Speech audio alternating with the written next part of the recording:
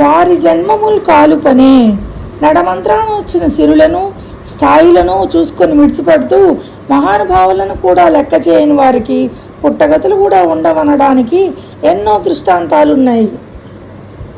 అదే హెచ్చరికతో సతీదేవి ఆ కన్న తండ్రిపై అగ్రహోదగ్రురాలై నీలగళాపరాధియగు నీకు తనూభవనౌట చాలదా చాలు కుమర్చె నీదు తను జాతనన్ మది సిగ్గు పుట్టెడిన్నేరధరన్ మహాత్ములకు నెగ్గునరించడి వారి జన్మముల్ కాలుపనే తలంపజనక కుటిలాత్మక ఎన్ని చూడగన్.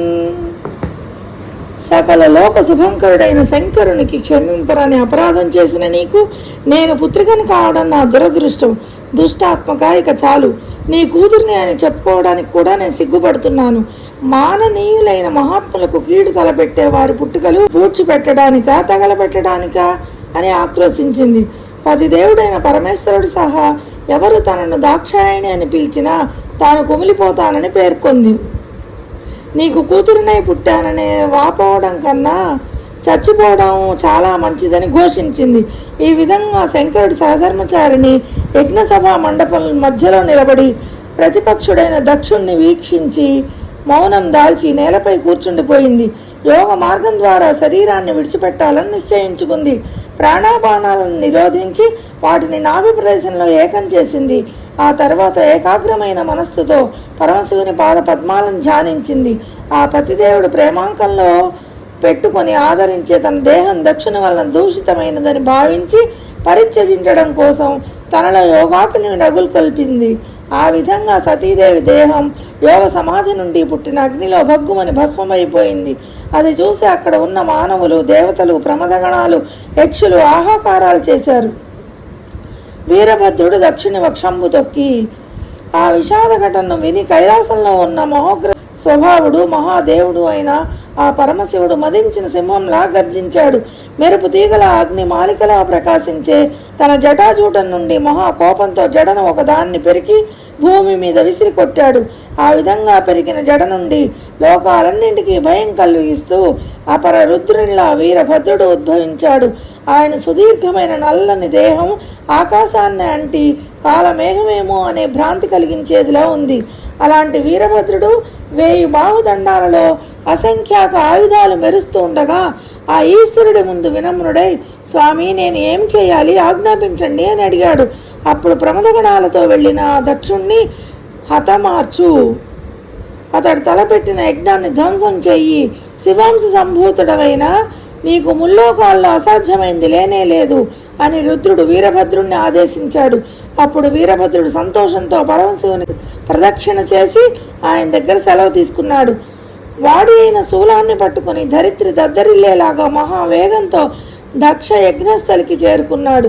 దక్షుడి అహంకారానికి ఆజ్యం పోసిన భృగు మహర్షికి ఇతరులకు బుద్ధి చెప్పాడు. ఆ తర్వాత అతుల దర్పోద్ధతుండే వీరభద్రుండు గైకొన దక్షు వక్షంబు త్రొక్కి మస్తకంబు త్రుంచి ఎంచితామర్షణమున దక్షిణానలమున వేల్చెతదనుచరులు హర్షమును పొందనచటి బ్రాహ్మణ జనంబులాత్మలను జాల దుఃఖంబులందుచుండ దక్షుని యాగంబు విధ్వంసంబు గావించి నివాసంబైన కైలాసంబునకు చనియే.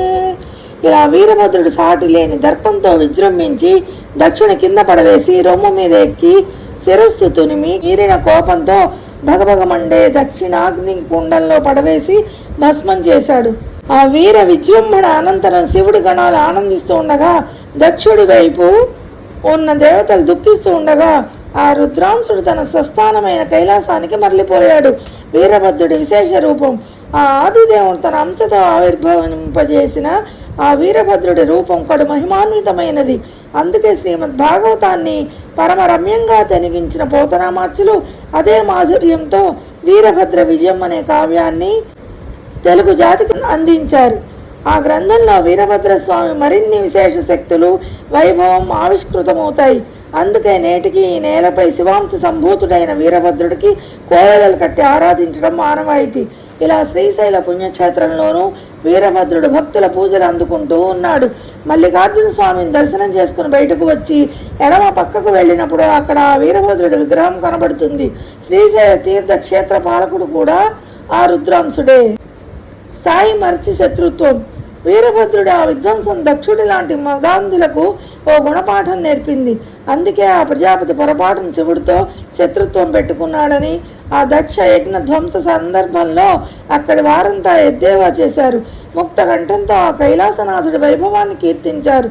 పరమశివుడు ప్రళయకాలంలో ప్రచండమైన తన త్రిశూలాగ్రాన దిగ్గజాలను కూడా గుదిగుచ్చుతాడని, దిక్కులన్నీ పిక్కటిల్లి బీటలు వారే విధంగా ఉరిమినట్లు గంభీరంగా అట్టహాసం చేస్తాడని, విశాల జటాజూ ముడి విడిపోయేటట్లు విలయ తాండవం చేస్తూ సర్వాన్ని హరిస్తాడని గుర్తు చేస్తూ, అట్టి దేవుని త్రిపుర సంహారకరుని చంద్రశేఖర సద్గుణ సాంద్రునభువు మనము రోషింపచేసిన మంగళముల పొందవచ్చుని పద్మగర్భునకునైనా.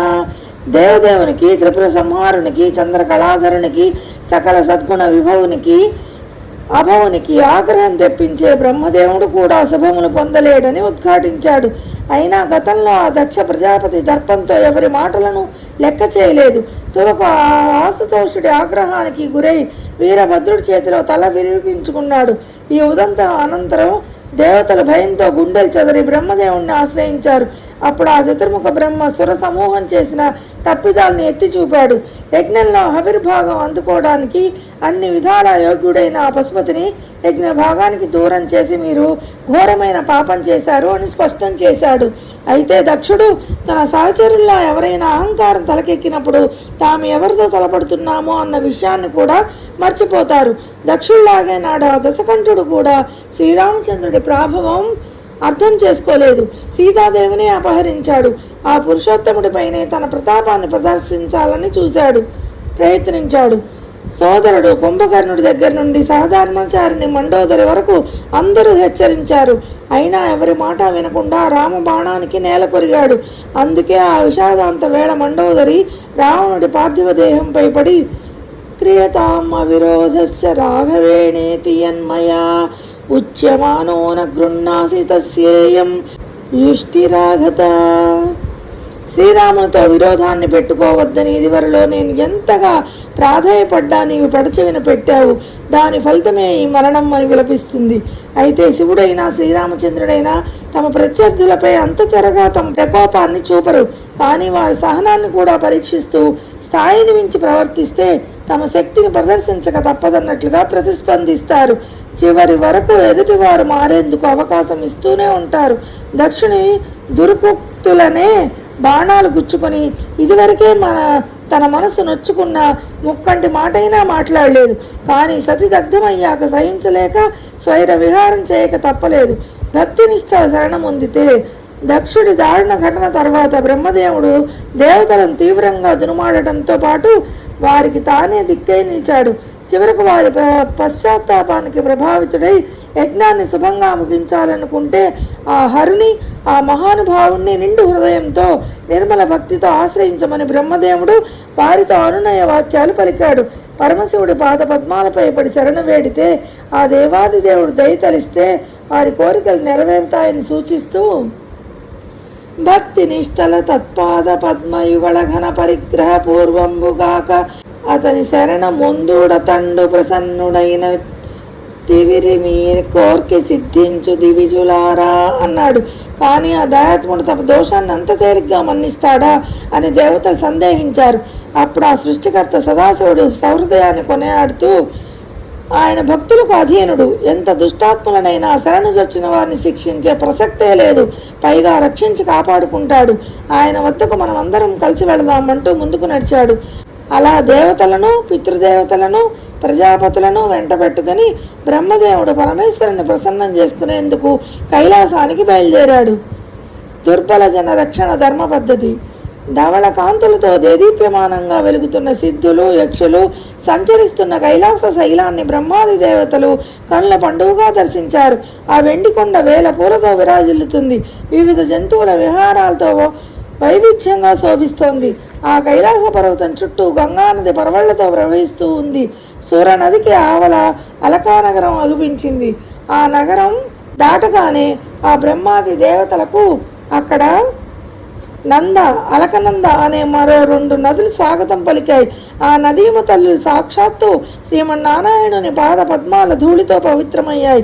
కనుల పండుగగా అలరారుతున్న కైలాస మానసిక దర్శనంతో పోతనామాచులు భాసురలీలగాంచిరి సుపర్వులు భక్తజనైక మానసోల్లాసము కిన్నరీజన విలాసము నిత్య విభూత మంగళావాసము సిద్ధ గుహ్యక నివాసము రాజిత భూవికాసి కైలాసము కాంతి నిర్జిత కులక్షితి భృత్సు మహద్విభాసమున్. భక్తుల మనస్సుకు అపరిమితమైన ఆనందం కలిగించేది, కిన్నరాంగలను విలాసంగా విహరించేది, శాశ్వతాలైన ఐశ్వర్యాలకు శుభాలకు స్థానమైంది, సిద్ధులు యక్షులు నివసించేది, వెండి వెలుగులతో నిండినది, తన అనంత కాంతులతో కుల పర్వతాల శోభా వైభవాన్ని పరాభూతం చేసేది అయిన కైలాస శైలాన్ని బ్రహ్మాది దేవతలు కన్నులారా దర్శించారని కళ్ళకు కట్టినట్లు పదాలతో చిత్రీకరించారు. ఆ నంద, అలకనంద నదులను అతిక్రమించి బ్రహ్మ ఆయన పరివారమంతా సౌగంధిక వనాన్ని చేరారు. మంచి గంధపు చెట్ల సువాసనలతో అక్కడి గాలి సుగంధాలు వెదజల్లుతోంది. ఆ సౌగంధిక వనానికి సమీపంలో దేవతలు మర్రి చెట్టుకుని చూశారు. 100 యోజనాల పొడవు, 75 యోజనాల వెడల్పు విస్తరించి ఉన్న ఆ మహిమాన్విత మాను కింద మహేశ్వరుడు దక్షిణామూర్తి రూపంలో కొలువై ఉన్నాడు. కుడి తొడపై ఎడమ కాలు ఉంచి ఎడమ మోకాలిపై ఎడమ చేయి చాచి కూర్చుని కుడి ముంజేతిలో జపమాల ధరించి ఆసీనుడైన ఆశుతోషుడిని అందరూ అమిత ఆరాధనతో అర్చించారు. అనంతరం బ్రహ్మదేవుడు, నీ చేత విధ్వస్తంభై పరిసమాప్తి నొందని దక్షాధ్వరము మరలనుద్ధరించి దక్షుని పునర్జీవితం చేయుము అని ప్రార్థించాడు. తన వల్ల ధ్వంసమై అసంపూర్ణంగా మిగిలిపోయిన ఆ దక్షుని యాగాన్ని మళ్ళీ ఉద్ధరించి అతడికి పునర్జన్మను ప్రసాదించమని వేడుకొనగానే ఆ శంకరుడు సమ్మతించి స్పందించాడు.